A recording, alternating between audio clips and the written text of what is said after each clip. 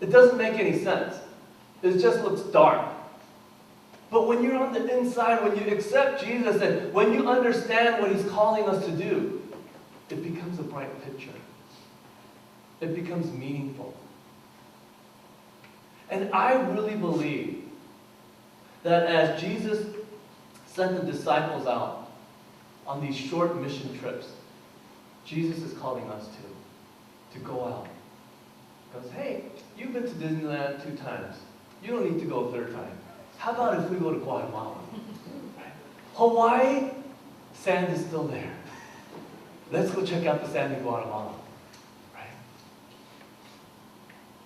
And I hope that as you guys listen to the team that went down to Guatemala, you will hear something. Because that verse 10 itself, it tells us that, when the disciples returned, they told Jesus all they had done. But it doesn't say, I love the way that sometimes the Bible passages leave some things blank. And it doesn't tell us how Jesus responded. It doesn't tell us all the things that the disciples said. But I'm assuming that everything that they shared wasn't good. But some of it was bad. Oh, these people didn't like me. Oh, they didn't like what I said, or stuff like that. But all of it was about spreading the good news. All of it was about growing the kingdom. And I can imagine how Jesus must have been so excited to hear the good stuff, to hear the bad stuff, but just to hear from His disciples what they had experienced. We're going to watch a video, and the Guatemala team is going to come on up, but I really pray that all of you guys will be excited to hear the good news of how our people right here are growing the kingdom of God.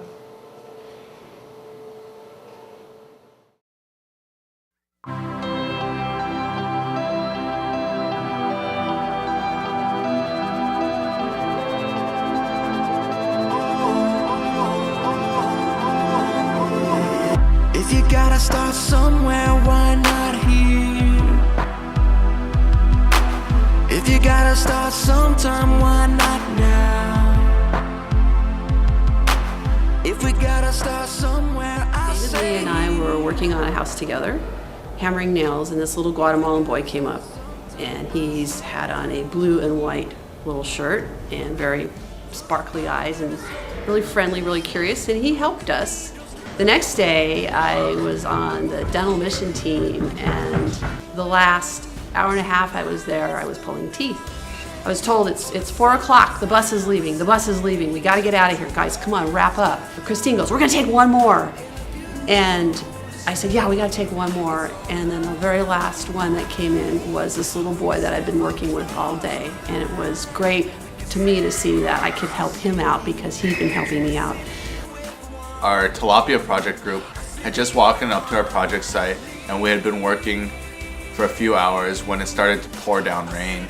And we all took cover under a roof, and I had taken out my digital camera. Then a bunch of the kids from the school had begun to gather around me, and we were just having such a great time. The moment really stuck with me because it was just so amazing that God was working in our experience in Guatemala, and He was just breaking down those language barriers and just making room for us to work in their lives. Guatemala, something that really stuck out to me was the zip line, because on the way down there was just like a magnificent view of the water and of a mountain. But something really funny that happened was I misjudged the height of a branch. When I was going down, I clipped my shoe and I thought I lost it, and then I was coming in so fast I couldn't stop, and I hit my butt and ripped my pants. So even through all the fun and all the jokes, God was there with us, just keeping us safe the whole time.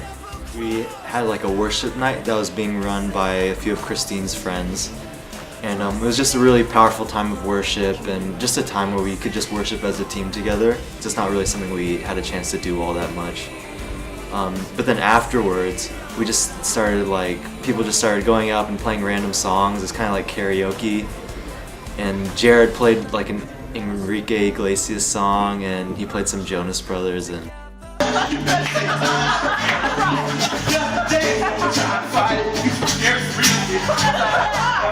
yeah, and that part just really stood out to me because I feel like our group dynamics on the trip was just really awesome. Like, I just feel like when we were working, we all had great attitudes, and when we were hanging out with one another, we would always just have such a great time together, which was just a big blessing. And I just feel like that night for me especially highlighted just what a blessing my team was to me.